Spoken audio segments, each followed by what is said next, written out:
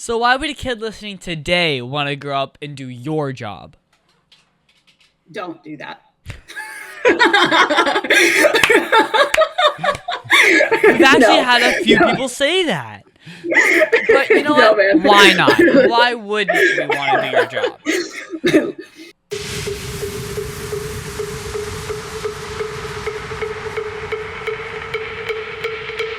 Ladies and gentlemen, boys and girls, babies in their diapers, welcome to the Tiberius Show with your host, Tiberius Boy. That's me, Tiberius.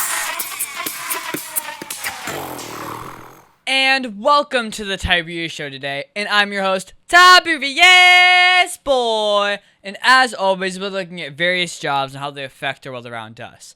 Today's guest is going to be very interesting. We're going to talk to, let me get this right, an autistic business strategist for neurodivergent entrepreneurs.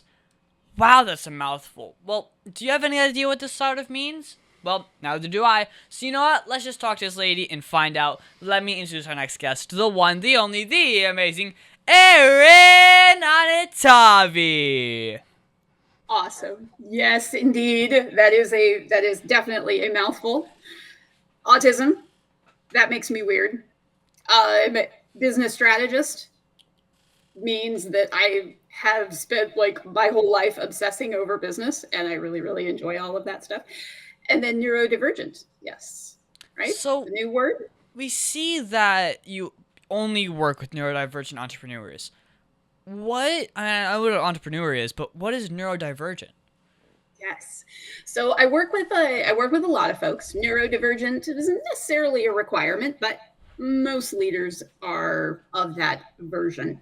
But neurodivergence is kind of this umbrella that encompasses all of the different things that make our brains just a little bit weird.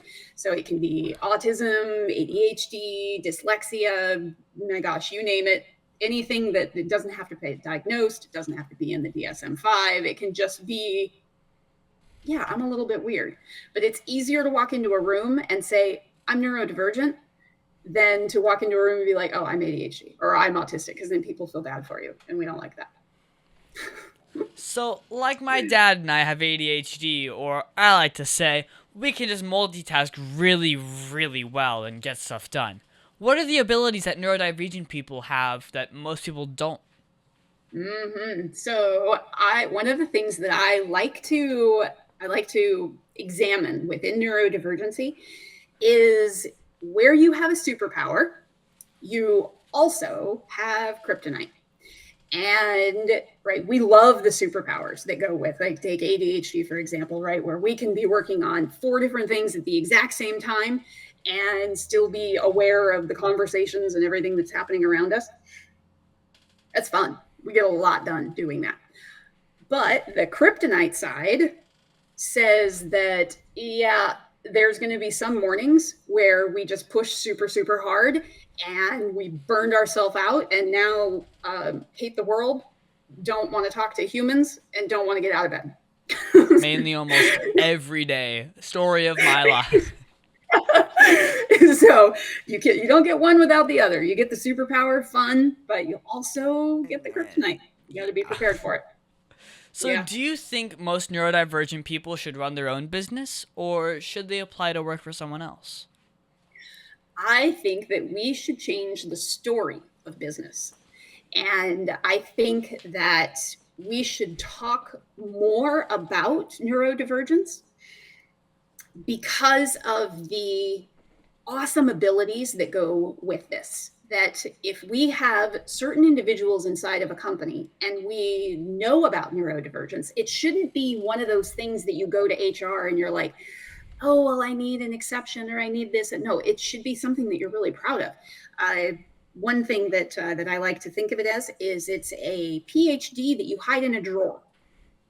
You've studied and spent and worked really hard. Like for you, say for example, like you've been doing this show for a hot minute. And if we compare to other 14-year-old young men, you've got some skills, right? Like this is big. And if somebody were to say, oh, well, you're only 14. No, you don't know how to run a radio program. You don't know how to do that. You'd be like, no, bro, I've been doing this. For Like, 7 I got years. this PhD in my drawer, right? I'm like, I got the experience, right? You've basically got a college degree in this. So when it comes to neurodivergence, companies should really focus on that. Like, I feel like we're missing out on a lot of stuff that is awesome. Yeah, I agree with that. Like, say, for example, if you are working on a big project and you need to troubleshoot, problem solve, if you want to put all of your ADHD people in a room and say, we're going to do a brainstorming session in 20 minutes. Oh my gosh, like those kinds of things, we would solve so many problems. Or one of my favorites, if we lean into the autistic stereotype of people who like trains, if we were to put 20 people, 20 autistic individuals in a room who have spent their lives studying trains, and we're like, cool, design a rail system for the US. What? That would on work. Earth? Yeah. Right? It would be the envy of the world. We would be like, oh my gosh, that would be incredible. Because we've got all of these people who have spent their lives studying models and building this and building that. Oh my gosh, they would be amazing. So I think we should change the tune of business. So what is that? So what are some of the larger ways that you support neurodivergent people?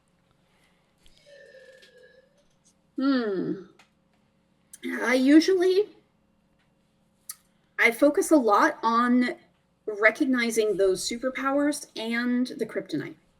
Because if you're not prepared for the kryptonite, we tend to have a pretty strong inner monologue. Some people, not everybody, but the critic, there's an inner critic that we battle that can be really negative, and we can be really harsh on ourselves. Like, oh my gosh, like I can't do this. And why can't I do this? And like, because we're comparing, right, to other people. And when we're having those kryptonite moments, we forget the superpower and we can get into a really negative headspace and a really negative spiral that impacts the way that we lead our teams and impacts the way that we work together. So if we focus on both and we have a plan for both, then you're going to run a stronger company. You're going to be aware of more of these situations. Well, what is that one thing you think kids should know about being a business strategist?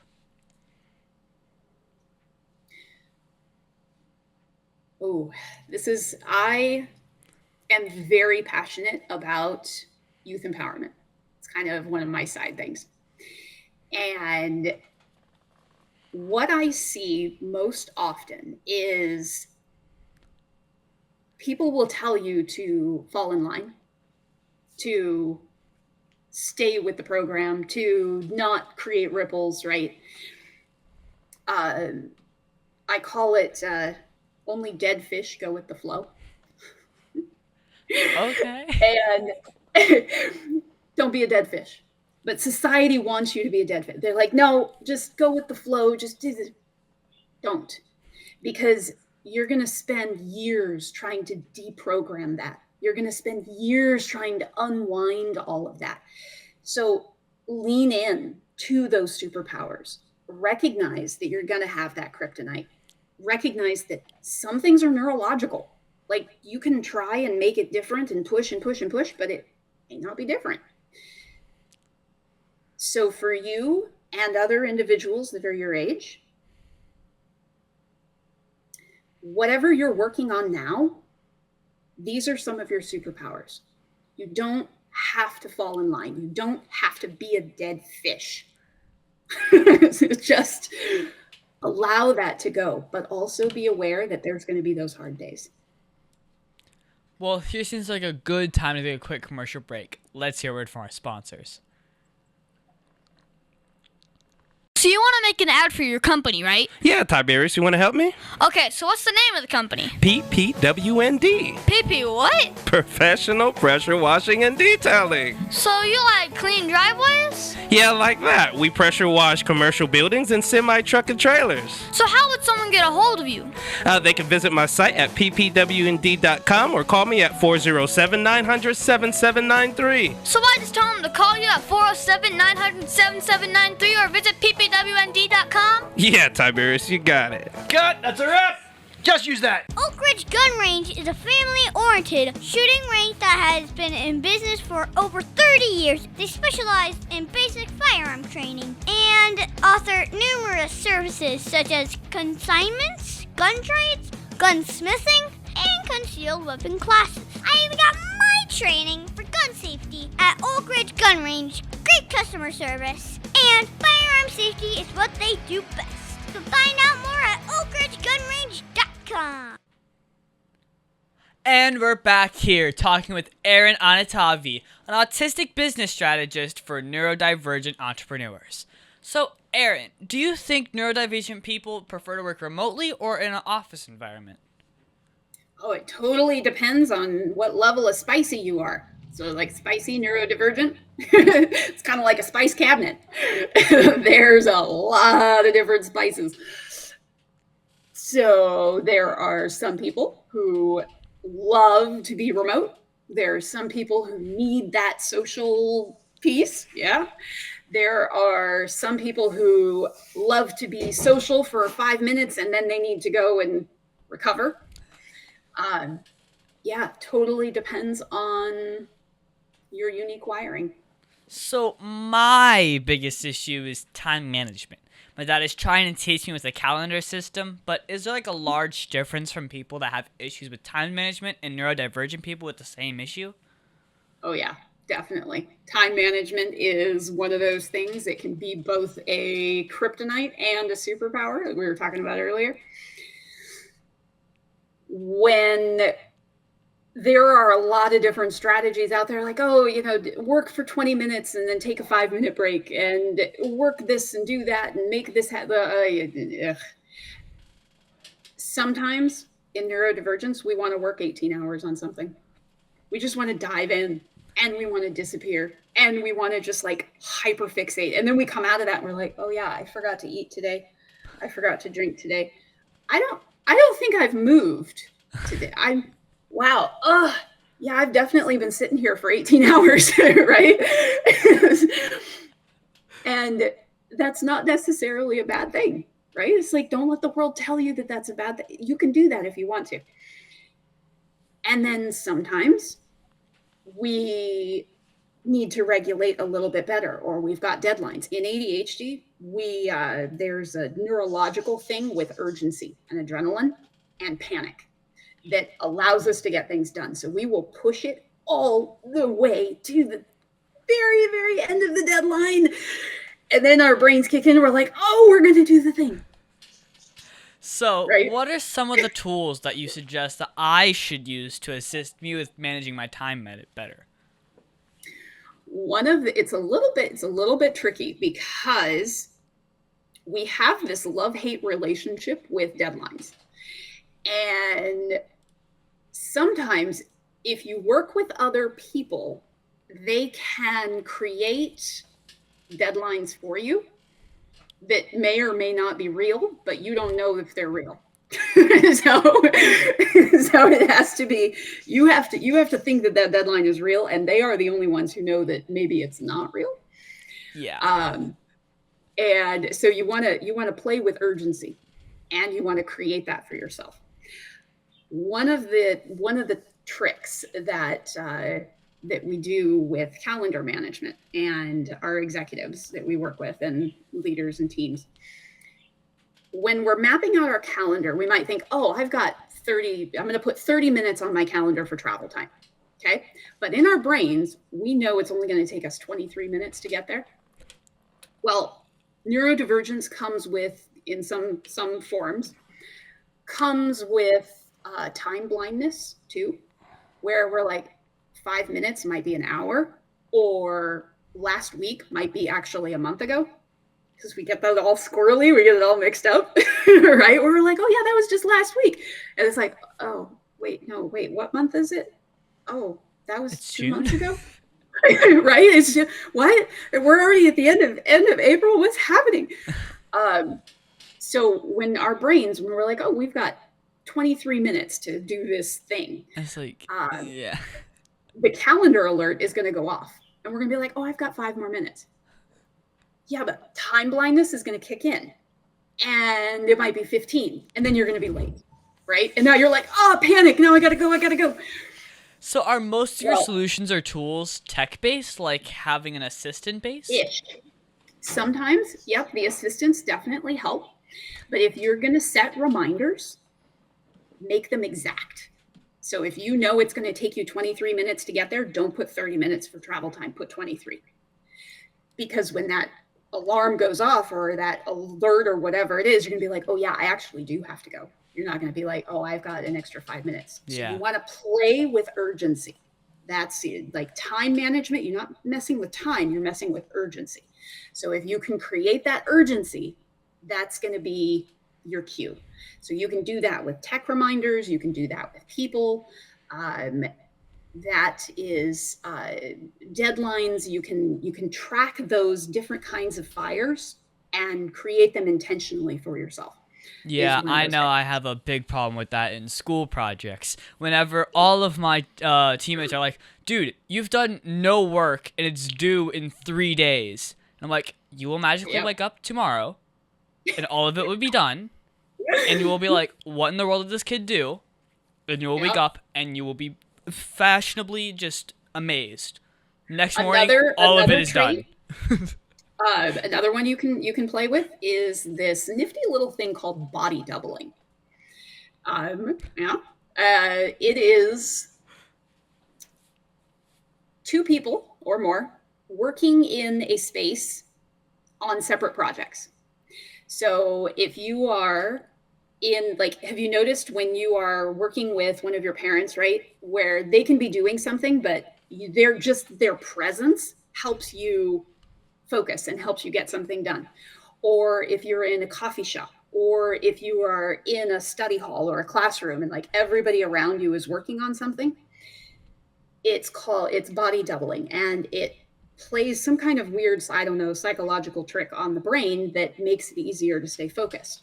So study groups and working with other people in a busy environment. If you have something that needs to get done. So like do that in like 2-hour work blocks where you're working with somebody else. You can't talk to each other, not allowed to talk to. They're working on what they're working on and you're working on what you're working on. And that can help keep you focused. So that's one of those like non-tech things. And you can do that over Zoom too if you want to do tech. But yeah, just being in a room with people. So why would a kid listening today want to grow up and do your job? Don't do that. We've actually had a few people say that. But you know what? Man. Why not? Why wouldn't you want to do your job? So one of the quotes that I like, leadership never gets easier. It just gets more public. So leadership is so incredibly hard. And for those of us who are neurodivergent, we're more likely to be leaders. So learning those skill sets and learning those things, right?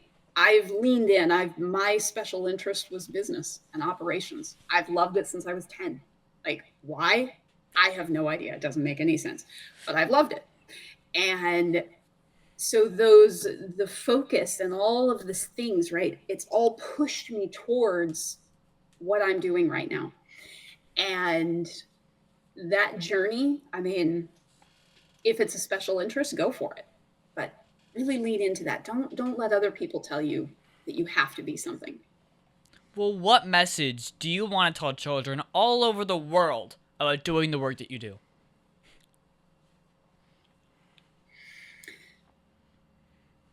There are things that you are good at, which I call proficiency. And there are things that you love or that you like or that you're interested in that is positivity. And no matter what you do, there tends to be a push to either say, well, work in proficiency, do what you're good at. Your resume is one of those things. Do what you're good at. And then there's another side that says, no, you want to be happy. You want to do this. You want to, take care of yourself, and you want to do all of these positivity. Well, to be successful, you have to blend both. You have to push positivity and proficiency together. So wherever you have that, that's where your magic sauce is. Well, on that note, let's take a quick break to pay some bills.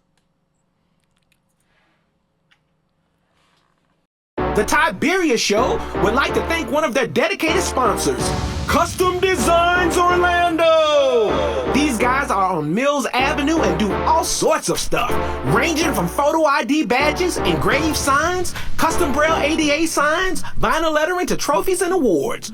The cool part about Custom Designs is they can ship products all over the United States. You can reach them at 407-898-0373 and tell them that Tiberius sent you.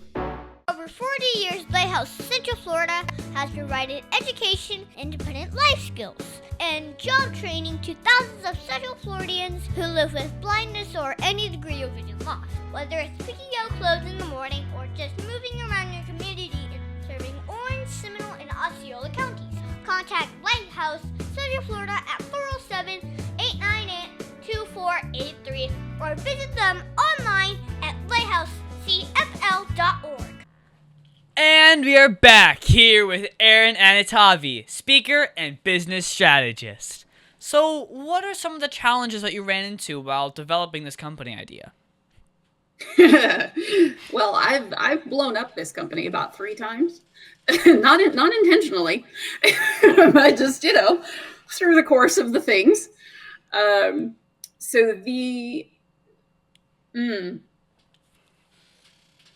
Go ahead and rephrase your question one more time, because I ended up chasing all these rabbits in my head at the same time. I totally forgot what your question was. So, what are some of the challenges that you ran into while developing this company idea? Yes, right. So, there are challenges everywhere. And what I mentioned before, right? Leadership doesn't get easier. It just gets more public. I kept pushing and being like, oh, it'll be easier when this happens. It'll be easier when I get here. It'll be easier when I accomplish this. It'll be easier. All of these, it'll be. And that can be really deceptive, and it can be really exhausting, because then you get there and then you have a whole other set of problems and you're like, wait a second here. No, it was supposed to be easier. So instead of thinking that it's going to get easier, just kind of settle with it. Like, it's always going to be hard. It's always going to be a challenge. There's always going to be some new problem that I have to overcome. There's always going to be a challenge that I didn't see, something in my blind spot. There's always going to be something there. But if you're waiting for it to get easier, it's not going to. So don't wait. Just go for it. Be public, be loud, be whatever it is that you want to be. And don't wait for it to get easier. So, what are some things that companies should do to attract more neurodivergent people to work there? I see it in job descriptions often, where, you read those descriptions and they're like, we need somebody who can multitask. We need somebody who can run multiple projects. We need somebody who does this and this and this and this. And I'm like, oh, you're trying to hire an ADHD person. Like, your resume says it, basically. It's like, that's weird. You can write things that will attract certain individuals. And accommodation isn't a bad word. When you are accommodate, right, somebody might need a special light bulb. You might need a quieter office. You might need the ability to work remotely. You might need all of these things. I actually have a story. Do we have time for a story? It's like a little bit. Short one? Okay. So what is the difference between gyms, cookies, and elevators? What? Okay. So when you go to a gym and you're looking at all of the weights that they've got on the wall. Is your first thought, this is ridiculous. Everybody in the world can lift 30 to 50 pounds. Why on earth do we have all of these different weights here? We don't need that. No, that's not what you think. You're like, oh, wow, this gym is really well equipped. There's a lot of weights here. This is fantastic. Like, I can work on this one. I can do this. And maybe someday I'll be able to lift 500 pounds. That would be pretty cool. If you go to a buffet and they've got 20 different kinds of cookies, as you're looking at that cookie bar, are you thinking, this is ridiculous. Everybody likes sugar cookies. Why on earth do we need so many choices? No. You're like, oh my God, I'm going to take a piece of that one and a piece of that one and a piece of that one. You gotta try everything. All of the cookies, right? And maybe the dude next to you has got a peanut allergy. Okay, cool. So he's still got options, right? He's still got cookies. He's got plenty of options. Plenty of options. So nobody's like, oh, this is dumb. We shouldn't have so many cookie choices. And if you walk into a building that's got 70 floors and you walk up to the elevator, let's say that elevator had a sign on it that said, for people in wheelchairs only. And you're going to be like, well, that's really dumb. I don't want to climb the stairs right now. I don't want to climb 70 floors. Like, I don't want to do that. But somebody had to develop the elevator. That was a massive invention. Somebody had to create that. And it's not that they created it for only people in wheelchairs or only people who are older and can't climb 70 floors. They created it and everybody gets to benefit.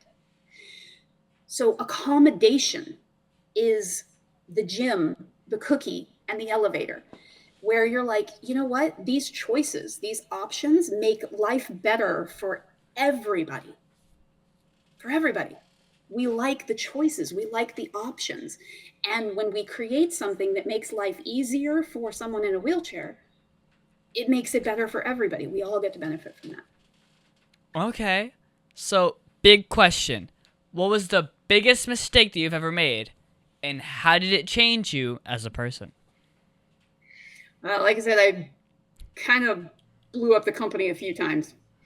I would say one of them, I don't know if I could necessarily, my literal autism is like the biggest mistake in my whole life.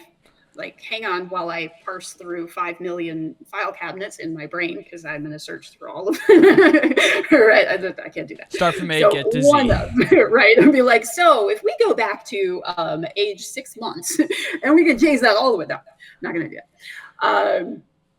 One of the bigger mistakes I think that I learned is financial planning and financial management, because that is part of everything. And I developed some bad habits in my teenage years, just like balancing and juggling and parsing this and piecing all of these little things together that I still do.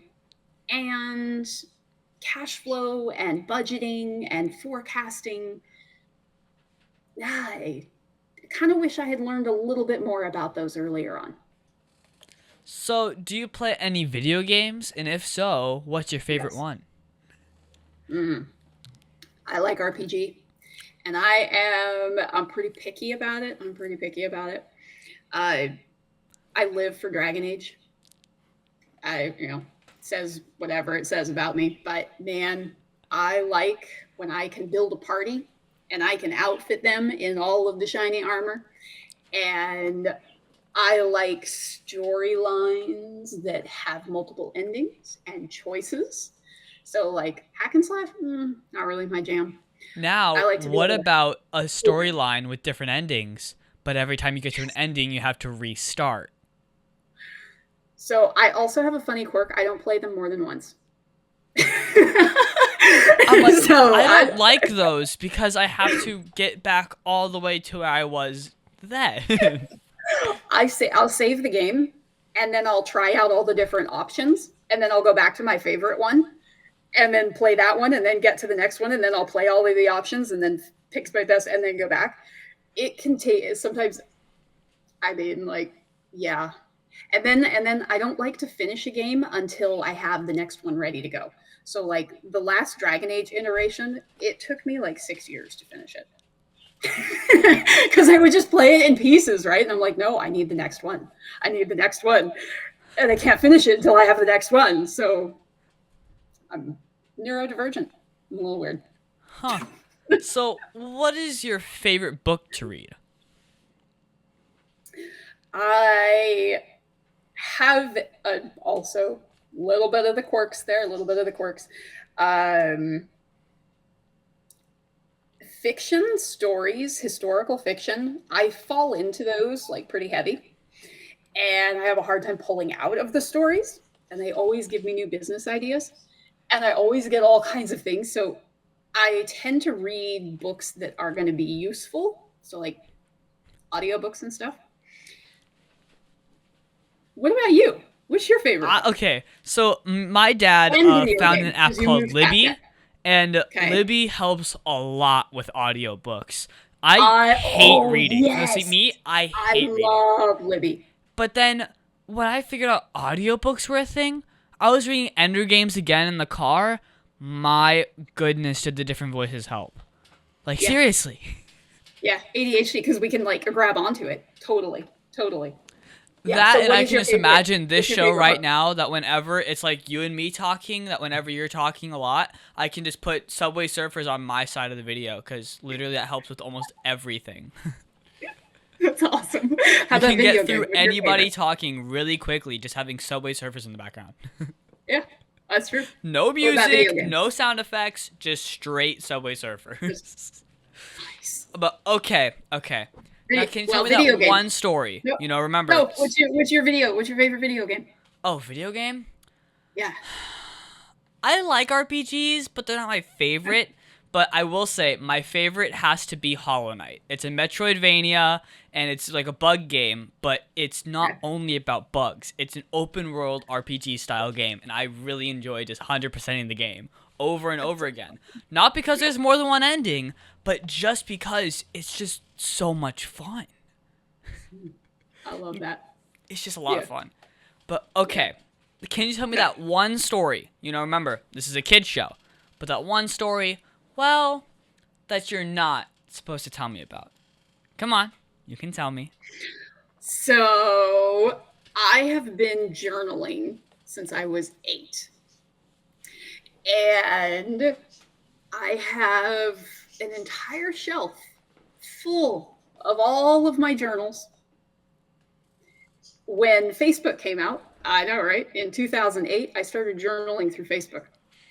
And like I'd write posts and all of those things. And then there was this nifty little service that let me print out my Facebook books. So I have one for every single year since 2008. And then I've got all of my journals. And sometimes, well, one of the reasons that I did that is because when I would ask my parents, I'd be like, tell me a story when you were a kid. And they were like, oh, I don't remember, honey. And that just absolutely drove me mad. So I was like, that's not going to happen to me. I'm going to be able to pull out the calendar and be like, well, what day would you like me to talk about? Shall we go to this date? Shall we go to this date? This was the day I lost my first crush. This was the day that I cried for an entire week.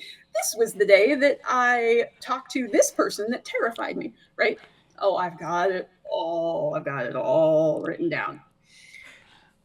Well, is there anything else you think my listeners should know about you and what you do?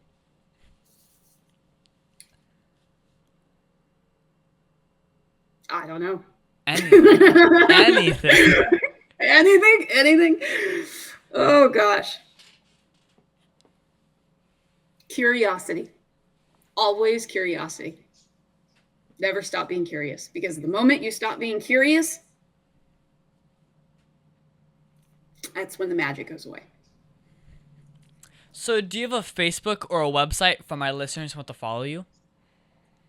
Yes, indeed. I'm on all of the platforms. So LinkedIn's my favorite one. But yeah, website is, do you want me to, it's Choose Sapphire, www.choose, and then Sapphire, like the gemstone.com. I like shiny things. I like sparkly things. So I've built my entire life around gemstones and shiny things. So that works. So what is that one question that you think I forgot to ask you? didn't learn enough about you. Oh no. Okay. Sure. I think Ask you're away. a Ask away. fascinating person, and I want to know about the bow tie, and I want to know why you've got the style that you've got. Okay, And, so when I yeah. first started the show, I was always in my school uniform. I've been going to the Christ School for about 9 years now. I started in kindergarten. I'm a legacy student, and I'm actually leaving this year because they are a K-8 school. So I'm in 8th grade, and I was always in my school outfit when I was younger. And then Raquel Aza was one of my favorite guests because she got me an outfit. She gave me a style. You'll see later after the show, I have a gift for you. That could be me in my young outfit, or me doing something armpit farting, which is always fun. But she gave me a blue and white striped hat and blue and white suspender and bow ties. But the reasoning of that was because her and my dad put a list of all of these reporters in front of me and said, which one do you think looks the best? Which one do you think is the best? And there was one person, and I'll have you guess before I'll tell you. Which reporter do you think I am? Ooh. I don't know names, but it's definitely a 1940s vibe. Larry King. Okay. Oh, okay. Okay. All right. So Okay. I said Larry King, and so Yeah. we've switched colors throughout the years. We went to a dark blue, a light blue, and now we're at red. Now, the difference between the red and the purple one, which you might see me in my other videos, is purple is when we're on the road. Red is when we're here in studio, but purple is when we're on the road because it's always in the car. But it's always fun to just have that one little tiny thing that everyone's like, you switched from this to this. Why? Yeah. And I'm like, it was just funny. Yes, I love that. I love that. My I have four kiddos. Most of them are grown now, but my youngest is 16 now, and 16, 18, 20, and 22. But my middle son, he is my fashion guy. Like, he loves the fedoras. He's got the pea coat. He wears the ties. He's got his his favorite song is Sharp Dressed Man by ZZ Top. Ooh.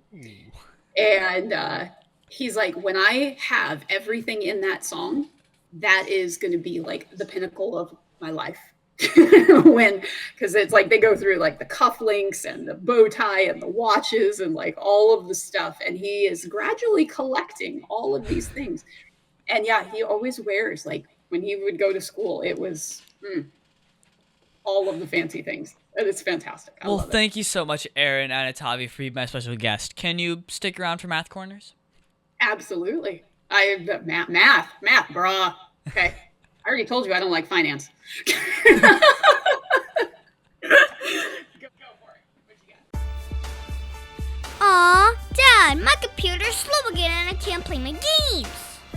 Call Your Computer Solutions today, and we will scan for viruses and clean that computer up remotely and make it fast again. Our phone number is 407-826-0810. Thanks, Dad. My computer's fast again. Now I can do my homework.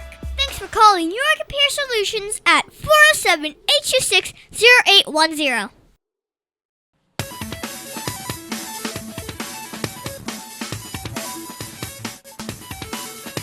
Tiberius' favorite subject, it's Math Corners!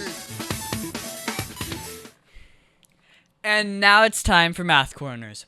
Thank you so much, Erin, for helping me with Math Corners. And today, we're going to talk about some more multi-step word problems. My dad is always good at finding problems for me to solve. And today, we're going to talk about hiring an assistant. Fits perfectly, right? All right. So, yes, it does. Jordan is a neurodivergent student who sometimes needs help staying organized and managing daily tasks. Jordan's family decides to hire a part-time assistant to help after school. The assistant charges $18 per hour. The family wants the assistant to work 2 hours per day, 5 days a week. So how much will the family pay the assistant in 1 week? Nope. But there's one more question. How much will they pay in a month, assuming 4 weeks? No. I need a calculator, man. Well, here. We always have one. Yes, indeed. Well, this is a real world problem because you do have to keep track of your costs when hiring someone. But I think it might be hard to find someone for only 2 hours per day. I mean, Well, actually, that's kind of one of the things that we specialize in. It's a new type of work. It's called fractional. And it's not quite part-time, but you can find people who like assistants and C-suite members, CFOs, even CEOs sometimes, but it's called a fractional role where they only work a couple of hours here and there. And so if you have a fractional assistant, that assistant probably has 2 or 3 clients, but each client is only working for, 5 to 10 hours a week. not bad. But you know what? For the sake of math, we'll just go with it. So first, you have to figure out the total hours per week. So 2 hours a day times 5 times a week is only 10 hours a week. That's not that bad. So this is just some easy math. Now, $18, you just adding a zero, so $180 a week. Now for the hard part. You have to multiply that by 4 weeks in a month. So 2 carry the 3, and you get $720. Yes, okay. $720 a month. You're missing one detail. They're missing one detail from that. Your taxes, your insurance, and all of the business stuff that the company. This is a tax-free gift of $18. Somebody always has to pay the taxes. So, Erin, do you think anyone would want to work for $720 a month? Yes, because it depends on where you live on the planet. That was one of those things that I ran into in my company was, wait a second. If I hire somebody in San Francisco, they want $35 an hour. If I hire somebody in North Dakota, they want $13 an hour. If I hire somebody in the Philippines, they want $6 an hour. It was a mess. It was a huge, and I was like, wait a second, but how? And so solving the global thing, it totally depends on where you live. I totally would love to work for $712 an hour. For this job, I'm only paid $25. I'll take an extra $695 bonus per month. Yeah, it's not that bad. Although if we're living Romania is one of the places I've been studying a bit lately. Monthly expenses are only about $1,300 a month for your rent, your groceries, all of everything that you need is only about $1,300 a month. Where is that here? Right? Exactly. These are the big questions that we need to be asking. Well, my teacher said that I would use math every day. How do you use math with your work? It is definitely the financial side, right? When I'm doing projections and cash flow and budgeting and figuring out how many hours my team needs to work and how much money my children are going to ask me for. All of that comes into play. Oh man, yeah. Oh, this game comes out on Steam and it's normally $80 and they only want $30 for it. I need it right now. I'm like, bro. Well, thank you so much, Erin, for your help with Math Corners. You bet.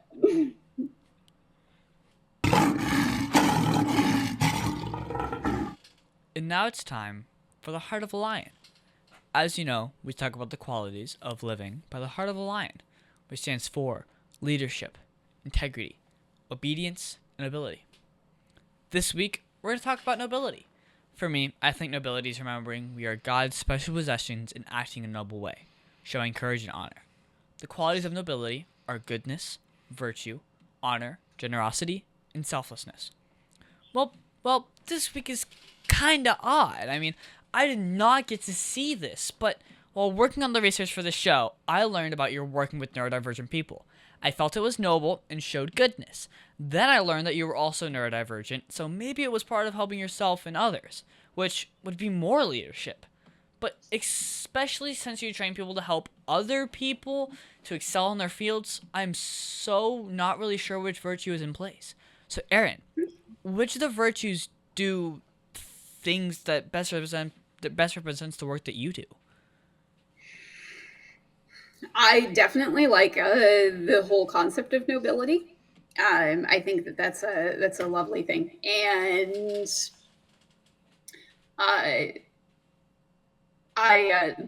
kind of in line with some of the sparkly things and all of the stuff that I like, the whimsical side. One of the dreams of the Sapphire team is to have a castle in somewhere in Europe, because on the money side, you can actually buy a castle in Europe for less than you can buy a house in San Francisco. I know, right? And there are thousands of castles for sale. Like, we're talking the moats and 30 bedrooms. Yeah, for less than a house in San Francisco. Yep. So we want a castle. Okay.